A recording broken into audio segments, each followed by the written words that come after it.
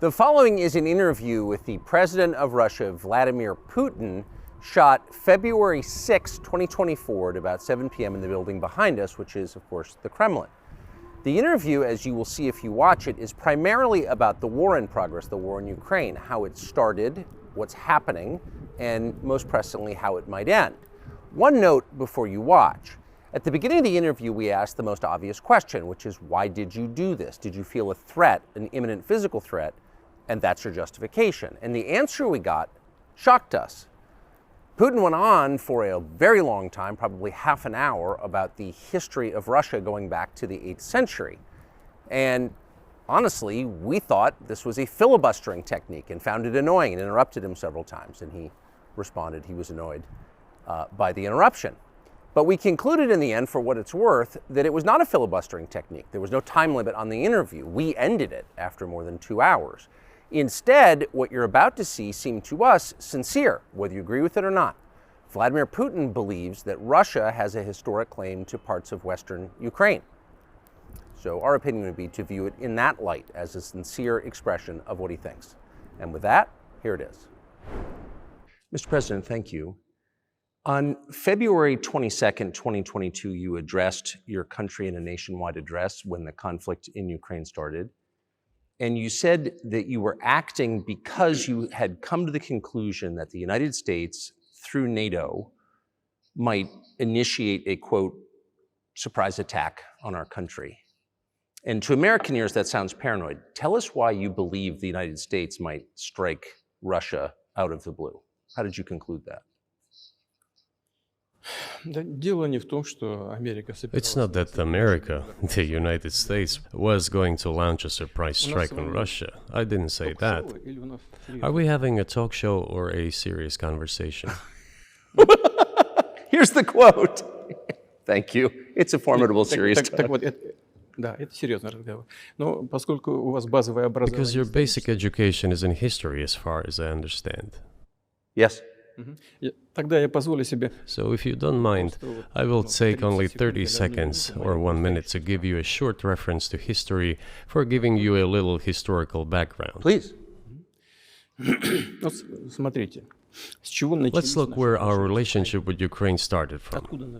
Where did Ukraine come from? The Russian state started gathering itself as a centralized statehood, and it is considered to be the year of the establishment of the Russian state in 862,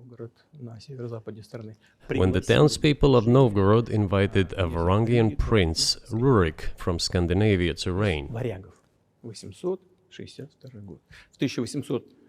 In 1862, Russia celebrated the 1000th anniversary of its statehood.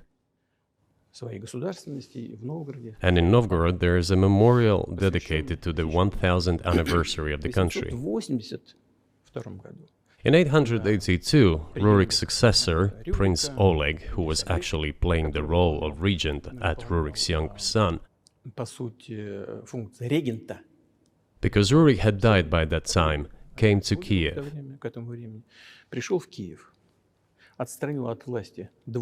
He ousted two brothers who apparently had once been members of Rurik's squad. So Russia began to develop with two centers of power, Kiev and Novgorod. The next very significant date in the history of Russia was 988. This was the baptism of Russia, when Prince Vladimir, the great-grandson of Rurik, baptized Russia and adopted Orthodoxy, or Eastern Christianity. From this time, the centralized Russian state began to strengthen. Why? Because of the single territory, integrated economic ties, one and the same language, and, after the baptism of Russia, the same faith and rule of the prince. The centralized Russian state began to take shape.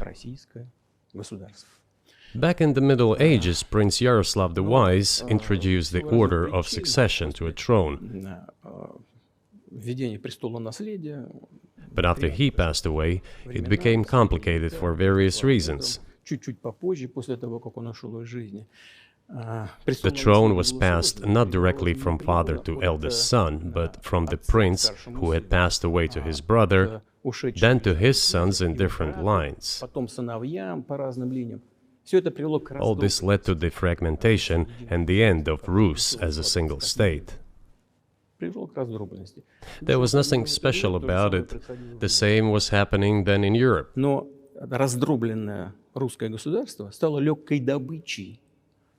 But the fragmented Russian state became an easy prey to the empire created earlier by Genghis Khan. His successors, namely Batu Khan, came to Rus, plundered and ruined nearly all the cities. The southern part, including Kiev, by the way, and some other cities, simply lost independence, while northern cities preserved some of their sovereignty. They had to pay tribute to the horde, but they managed to preserve some part of their sovereignty. And then a unified Russian state began to take shape with its center in Moscow. The southern part of Russian lands, including Kiev, began to gradually gravitate towards another magnet, the center that was emerging in Europe. This was the Grand Duchy of Lithuania. It was even called the Lithuanian-Russian Duchy, because Russians were a significant part of this population. They spoke the old Russian language and were Orthodox. But then there was a unification, the union of the Grand Duchy of Lithuania and the Kingdom of Poland. A few years later, another union was signed, but this time already in the religious sphere. Some of the Orthodox priests became subordinate to the Pope. Thus, these lands became part of the Polish-Lithuanian state.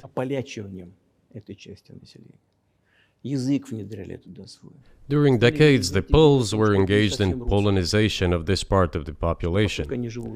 They introduced their language there, tried to entrench the idea that this population was not exactly Russians, that because they lived on the fringe, they were Ukrainians.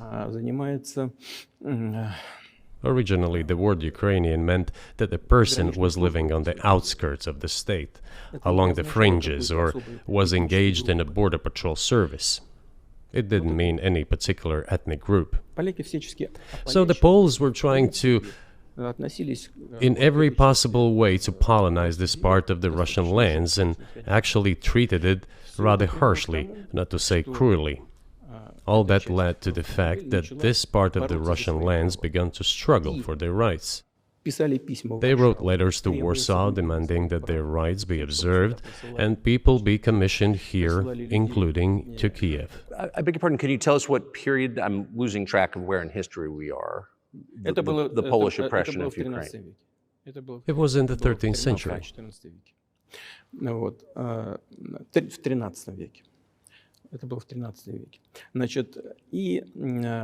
Now I will tell you what happened later and give the dates so that there is no confusion. And in 1654, even a bit earlier, the people who were in control of the authority over that part of the Russian lands addressed Warsaw, I repeat, demanding that they send them to rulers of Russian origin and Orthodox faith. When Warsaw did not answer them, and in fact rejected their demands, they turned to Moscow, so that Moscow took them away. So that you don't think that I'm inventing things, I'll give you these documents. Well, it doesn't sound like you're inventing it. I'm not sure why it's relevant to what happened 2 years ago. But still, these are documents from the archives, copies. Here are the letters from Bogdan Khmelnytsky, the man who then controlled the power in this part of the Russian lands that is now called Ukraine. He wrote to Warsaw demanding that their rights be upheld. And after being refused, he began to write letters to Moscow, asking to take them under the strong hand of the Moscow Tsar. There are copies of these documents. I will leave them for your good memory. There is a translation into Russian. You can translate it into English later. Russia would not agree to admit them straight away, assuming that the war with Poland would start. Nevertheless, in 1654, the Pan-Russian Assembly of top clergy and landowners, headed by the Tsar, which was the representative body of the power of the old Russian state, decided to include a part of the old Russian lands into Moscow Kingdom. As expected, the war with Poland began. It lasted 13 years, and then in 1654, a truce was concluded. And 32 years later, I think, a peace treaty with Poland, which they called Eternal Peace, was signed. And these lands, the whole left bank of Dnieper, including Kiev, went to Russia. And the whole right bank of Dnieper remained in Poland. Under the rule of Catherine the Great, Russia reclaimed all of its historical lands, including in the south and west. This all lasted until the revolution. Before World War I, Austrian General Staff relied on the ideas of Ukrainianization and started actively promoting the ideas of Ukraine and the Ukrainianization.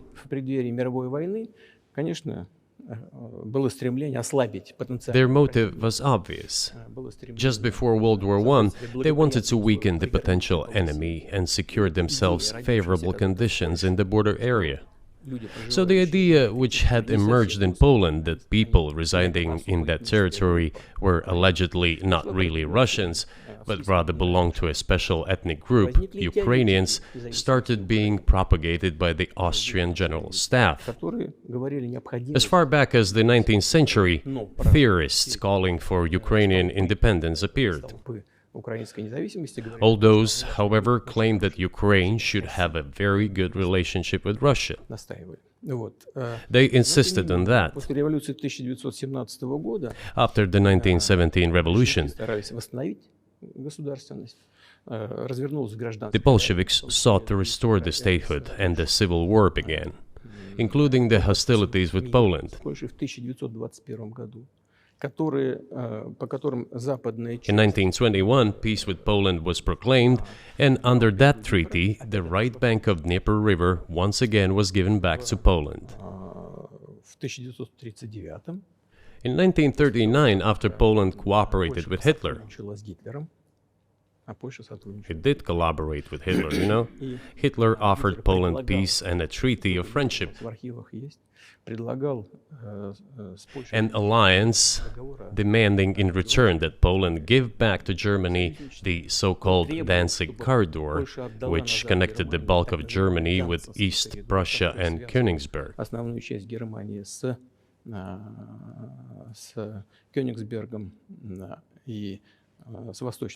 After World War I, this territory was transferred to Poland, and instead of Danzig, a city of Gdansk emerged. Hitler asked them to give it amicably, but they refused. Of course. Still, they collaborated with Hitler and engaged together in the partitioning of Czechoslovakia. But may I ask you, you're making the case that Ukraine, certainly parts of Ukraine, Eastern Ukraine, is in effect Russia, has been for hundreds of years. Why wouldn't you just take it when you became president 24 years ago? You have nuclear weapons, they don't. If it's actually your land, why did you wait so long? I'll tell you. I'm coming to that. This briefing is coming to an end. It might be boring, but it explains many things. I just don't know how it's relevant. Good. Good. I'm so gratified that you appreciate that. Thank you. So, before World War II, Poland collaborated with Hitler, and although it did not yield to Hitler's demands, it still participated in the partitioning of Czechoslovakia together with Hitler, as the Poles had not given the Danzig corridor to Germany and went too far, pushing Hitler to start World War II by attacking them. Why was it Poland against whom the war started on 1st September 1939? Poland turned out to be uncompromising, and Hitler had nothing to do but start implementing his plans with Poland. By the way, the USSR, I have read some archive documents, behaved very honestly. It asked Poland's permission to transit its troops through the Polish territory to help Czechoslovakia.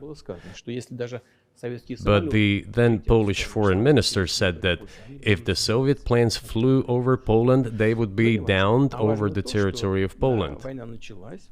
But that doesn't matter.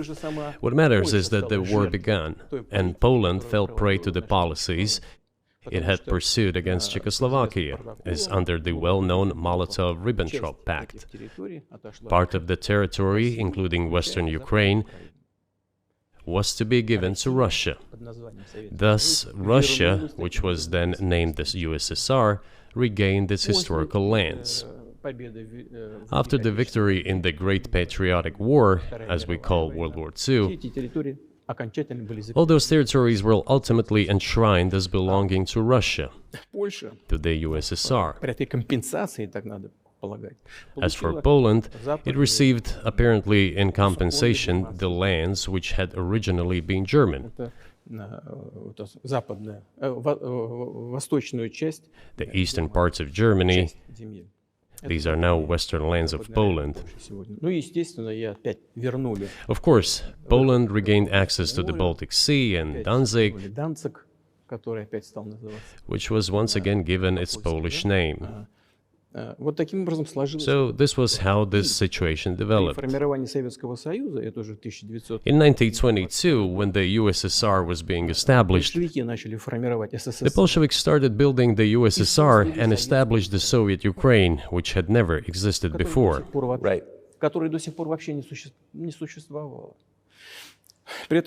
Stalin insisted that those republics be included in the USSR as autonomous entities. For some inexplicable reason, Lenin, the founder of the Soviet state, insisted that they be entitled to withdraw from the USSR. And again, for some unknown reasons, he transferred to that newly established Soviet Republic of Ukraine some of the lands together with people living there, even though those lands had never been called Ukraine, and yet they were made part of that Soviet Republic of Ukraine. Those lands included the Black Sea region, which was received under Catherine the Great, and which had no historical connection with Ukraine whatsoever. Even if we go as far back as 1654, when these lands returned to Russian Empire, that territory was the size of 3 to 4 regions of modern Ukraine, with no Black Sea region. That was completely out of the question. In 1654. Exactly. You obviously have encyclopedic knowledge of this region, but why didn't you make this case for the first 22 years as president that Ukraine wasn't a real country?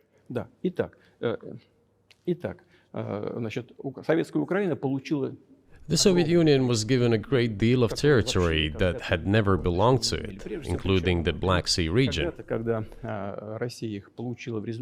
At some point, when Russia received them as an outcome of the Russo-Turkish Wars, they were called New Russia or Novorossiya.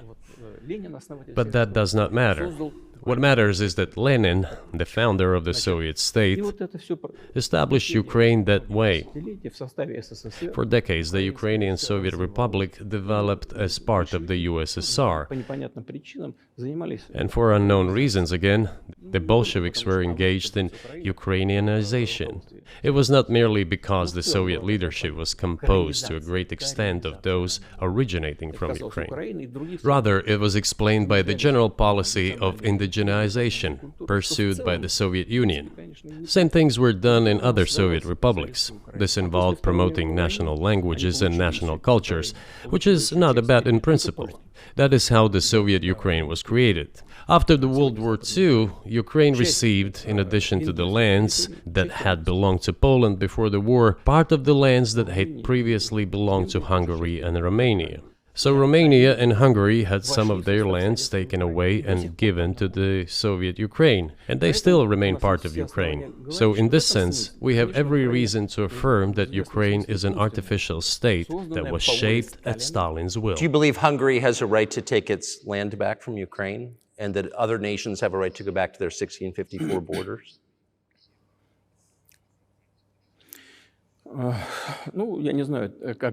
I'm not sure whether they should go back to the 1654 borders. But given Stalin's time, so-called Stalin's regime, which, as many claim, saw numerous violations of human rights and violations of the rights of other states,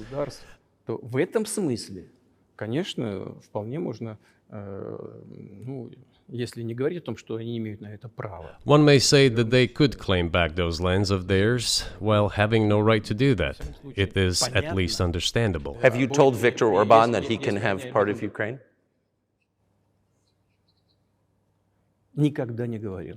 Never. I have never told him, not a single time. We have not even had any conversation on that, but I actually know for sure that Hungarians who live there wanted to get back to their historical land. Moreover, I would like to share a very interesting story with you. I digress, it's a personal one. Somewhere in the early 80s, I went on a road trip in a car from then Leningrad across the Soviet Union through Kiev, made a stop in Kiev, and then went to western Ukraine. I went to the town of Beregovoye, and all the names of towns and villages there were in Russian and in a language I did not understand, in Hungarian. In Russian and in Hungarian, not in Ukrainian, in Russian and in Hungarian. I was driving through some kind of village and there were men sitting next to the houses and they were wearing black three-piece suits and black cylinder hats. I asked, are they some kind of entertainers? I was told, no, they were not entertainers, they're Hungarians. I said, what are they doing here? What do you mean? This is their land, they live here. This was during the Soviet time in the 1980s. They preserved the Hungarian language, Hungarian names, and all their national costumes. They are Hungarians and they feel themselves to be Hungarians. And of course, when now there is an infringement. Well, that is, and there's a lot of that, though. I think many nations are upset about Transylvania as well, as you obviously know. But many nations feel frustrated by the redrawn borders of the wars of the 20th century. And wars going back 1,000 years, the ones that you mentioned. But the fact is that you didn't make this case in public until 2 years ago, February. And in the case that you made, which I read today, you explain at great length that you felt a physical threat from the West in NATO, including potentially a nuclear threat. And that's what got you to move. Is that a fair characterization of what you said?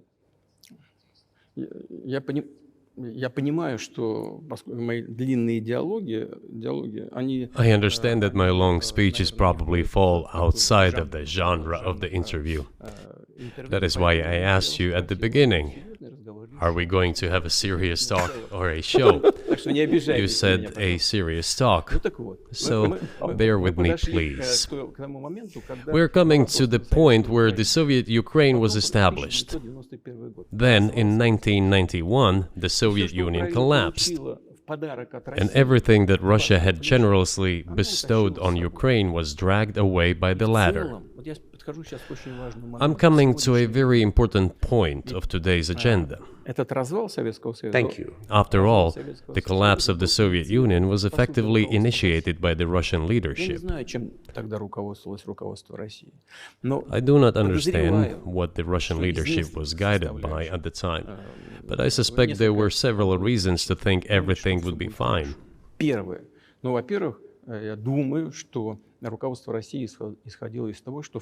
First, I think that then Russian leadership believed that the fundamentals of the relationship between Russia and Ukraine were, in fact, a common language. More than 90% of the population there spoke Russian. Family ties. Every third person there had some kind of family or friendship ties. Common culture, common history. Finally, common faith, coexistence with a single state for centuries, and deeply interconnected economies. All of these were so fundamental. All these elements together make our good relationships inevitable. The second point is a very important one. I want you, as an American citizen, and your viewers to hear about this as well. The former Russian leadership assumed that the Soviet Union had ceased to exist, and therefore there were no longer any ideological dividing lines. Russia even agreed voluntarily and proactively to the collapse of the Soviet Union, and believed that this would be understood by the so-called civilized West as an invitation for cooperation and association. That is what Russia was expecting, both from the United States and the so-called collective West as a whole. There were smart people, including in Germany, Egon Bahr, a major politician of the Social Democratic Party, who insisted in his personal conversations with the Soviet leadership on the brink of the collapse of the Soviet Union that a new security system should be established in Europe. Help should be given to unify Germany, but a new system should be also established to include the United States, Canada, Russia, and other Central European countries. Yes. But NATO needs not to expand. That's what he said. If NATO expands, everything would be just the same as during the Cold War, only closer to Russia's borders. That's all. He was a wise old man, but no one listened to him. In fact, he got angry once. If, he said, you don't listen to me, I'm never setting my foot in Moscow once again. Everything happened just as he had said. Well, of course, it did come true, and you've mentioned this many times. I think it's a fair point, and many in America thought that relations between Russia and the United States would be fine with the collapse of the Soviet Union and the end of the Cold War, that the opposite happened. But you've never explained why you think that happened, except to say that the West fears a strong Russia, but we have a strong China the West does not seem very afraid of. What about Russia, do you think, convinced policymakers they had to take it down? The West is afraid of strong China more than it fears a strong Russia, because Russia has 150 million people and China has 1.5 billion population, and its economy is growing by leaps and bounds, or 5% a year. It used to be even more. But that's enough for China. As Bismarck once put it, potentials are the most important. China's potential is enormous. It is the biggest economy in the world today in terms of purchasing power parity and the size of the economy. It has already overtaken the United States quite a long time ago, and it is growing at a rapid clip.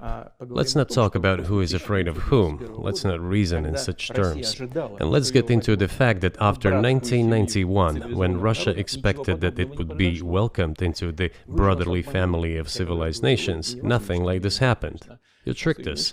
I don't mean you personally when I say you. Of course, I'm talking about the United States. The promise was that NATO would not expand eastward, but it happened 5 times. There were 5 waves of expansion. We tolerated all that. We were trying to persuade them. We were saying, please don't. We are as bourgeois now as you are. We are market economy and there is no communist party power. Let's negotiate. Moreover, I have also said this publicly before. There was a moment when a certain rift started growing between us. Before that, Yeltsin came to the United States. Remember, he spoke in Congress and said the good words, God bless America. Everything he said were signals. Let us in. Remember the developments in Yugoslavia before the Yeltsin was lavished with praise? As soon as the developments in Yugoslavia started, he raised his voice in support of Serbs, and we couldn't but raise our voices for Serbs in their defense. I understand that there were complex processes underway there, I do, but Russia could not help raising its voice in support of Serbs, because Serbs are also a special and close to us nation, with Orthodox culture and so on. It's a nation that has suffered so much for generations. Well, regardless, what is important is that Yeltsin expressed his support. What did the United States do? In violation of international law and the UN Charter, it started bombing Belgrade. It was the United States that let the genie out of the bottle. Moreover, when Russia protested and expressed its resentment, what was said? The UN Charter and international law have become obsolete. Now everyone invokes international law, but at that time they started saying that everything was outdated. Everything had to be changed. Indeed, some things need to be changed, as the balance of power has changed. It's true, but not in this manner. Yeltsin was immediately dragged through the mud, accused of alcoholism, of understanding nothing, of knowing nothing. He understood everything, I assure you. Well, I became president in 2000. I thought, okay, the Yugoslav issue is over, but we should try to restore relations. Let's reopen the door that Russia had tried to go through. And moreover, I said it publicly, I can reiterate. At a meeting here in the Kremlin with the outgoing President Bill Clinton, right here in the next room, I said to him, I asked him, Bill, do you think if Russia asked to join NATO, do you think it would happen? Suddenly he said, you know, it's interesting. I think so. But in the evening, when we met for dinner, he said, you know, I've talked to my team. No, it's not possible now. You can ask him. I think he will watch our interview. He'll confirm it. I wouldn't have said anything like that if it hadn't happened. Okay. Were you sincere? It's impossible now. Would you have joined NATO? Look, I asked the question, is it possible or not? And the answer I got was no. If I was insincere in my desire to find out what the leadership position was... But if he had said yes, would you have joined NATO? If he had said yes, the process of rapprochement would have commenced, and eventually it might have happened, if we had seen some sincere wish on the other side of our partners. But it didn't happen. Well, no means no. Okay, fine. Why do you think that is? Just to get to motive, I know you're clearly bitter about it, I understand, but why do you think the West rebuffed you then? Why the hostility? Why did the end of the Cold War not fix the relationship? What motivates this from your point of view? You said I was bitter about the answer. No, it's not bitterness. It's just a statement of fact. We're not bride and groom, bitterness, resentment. It's not about those kind of matters in such circumstances. We just realized we weren't welcome there, that's all. Okay, fine. But let's build relations in another manner. Let's look for common ground elsewhere. Why we received such a negative response, you should ask your leaders. I can only guess why. Too big a country with its own opinion and so on. And the United States, I've seen how issues are being resolved in NATO. I will give you another example now concerning Ukraine. The US leadership exerts pressure, and all NATO members obediently vote, even if they do not like something. Now, I'll tell you what happened in this regard with Ukraine in 2008, although it's being discussed. I'm not going to open a secret to you, say anything new. Nevertheless, after that we tried to build relations in different ways. For example, the events in the Middle East, in Iraq. We were building relations with the United States in a very soft, prudent, cautious manner. I repeatedly raised the issue that the United States should not support separatism or terrorism in the North Caucasus. But they continue to do it anyway. and political support, information support, financial support, even military support came from the United States and its satellites for terrorist groups in the Caucasus. I once raised this issue with my colleague, also the President of the United States. He says, "It's impossible. Do you have proof?" I said, "Yes." I was prepared for this conversation, and I gave him that proof. He looked at it, and you know what he said? "I apologize, but that's what happened." I'll quote. He says, "Well, I'm gonna kick their ass." We waited and waited for some response. There was no reply. I said to the FSB director, "Write to the CIA, what is the result of the conversation with President?" He wrote once, twice, and then we got a reply. We have the answer in the archive. The CIA replied, "We have been working with the opposition in Russia. We believe that this is the right thing to do, and we will keep on doing it." Just ridiculous. Well, okay. We realized that it was out of the question. Forces in opposition to you. So you're saying the CIA is trying to overthrow your government? Ну, конечно, имелось в виду в данном случае. Of course, they meant in that particular case the separatists, the terrorists who fought with us in the Caucasus. Они их называли. That's who they called the opposition. Это вот второй момент. This is the second Очень point. важный. The third moment is a very important one. Is the moment when the US missile defense system was created.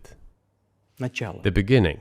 И мы долго уговаривали. We persuaded for a long time not to do it in the United States. Меня пригласили в Moreover, отец Буша. after was invited by Bush Jr.'s father, Bush Sr., to visit his place on the ocean, Там состоялась очень серьезная беседа, I had a very serious conversation with President Bush and his team. чтобы I proposed that the United States, Russia, and Europe jointly create a missile defense system that, we believe, как мы считаем, if created unilaterally, threatens our security, despite the fact that the United States officially said that it was being created against missile threats from Iran. That was the justification for the deployment of the missile defense system. I suggested working together, Russia, the United States, and Europe. They said it was very interesting. They asked me, "Are you serious?" I said, "Absolutely." Let me ask, what year was this? ну, я не помню, вот I don't remember. в интернете, когда я был. It is easy to find out on the internet when I was in the USA at the invitation of Bush Sr. It is even easier to learn from someone I'm going to tell you about. Мне сказали, это очень интересно. I was told it was very interesting. I said, just imagine if we could tackle such a global strategic security challenge together. The world will change. We'll probably have disputes, probably economic and even political ones, but we could drastically change the situation in the world. He says yes, and asks, "Are you serious?" I said, "Of course. We need to think about it," I'm told. Вот в этот кабинет. I said, "Go ahead, please." Then Secretary of Defense Gates, former director of CIA, and Secretary of State Rice came in here, in this cabinet, right here at this table. They sat on this table. Me, the foreign minister, the Russian defense minister on that side. Министр обороны. They said to me, Они мне "Yes, we have thought about it. We agree." I said, "Thank God, great, Но but with some exceptions." So twice you've described US presidents making decisions and then being undercut by their agency heads. So it sounds like you're describing a system that's not run by the people who were elected in your telling. именно так. That's right, Конечно, that's в right. итоге нас послали подальше. Я не буду. In the end, they just told us to get lost. I'm not going to tell you the details because I think it's incorrect. After all, it was confidential Наше предложение conversation. было отклонено. But our proposal was declined. That's a Да, fact. именно тогда я сказал. It was right then when I said, "Look, but then we will be forced to take countermeasures. Будем создавать такие We will удары. create such strike systems that will certainly overcome missile defense systems." Ответ был такой. Мы The answer was, "We are not doing this against you, and you do what you want," assuming that it is not against us, not against the United States. гиперзвуковые системы. I said, "Okay." Very well. That's the way it went. And we created hypersonic systems with intercontinental range, and we continue to develop them. We are now ahead of everyone, the United States and the other countries, in terms of the development of hypersonic strike systems, and we are improving them every day. But it wasn't us. We proposed to go the other way, and we were pushed back. Now, about NATO's expansion to the east. Well, we were promised no NATO to the east, not an inch to the east, as we were told. And then what? They said, well, it's not enshrined on paper, so we'll expand. So there were 5 waves of expansion: the Baltic states, the whole of Eastern Europe, and so on. And now I come to the main thing. They have come to the Ukraine, ultimately. In 2008, at the summit in Bucharest, they declared that the doors for Ukraine and Georgia to join NATO were open. Now about how decisions are made there. Germany, France seem to be against it, as well as some other European countries. But then, as it turned out later, President Bush, and he's such a tough guy, a tough politician, as I was told later, he exerted pressure on us and we had to agree. It's ridiculous, it's like kindergarten. Where are the guarantees? What kindergarten is this? What kind of people are these? Who are they? You see, they were pressed, they agreed. And then they say, Ukraine won't be in the NATO, you know? I say, I don't know. I know you agreed in 2008. Why won't you agree in the future? Well, they pressed us then. I say, why won't they press you tomorrow? And you'll agree again.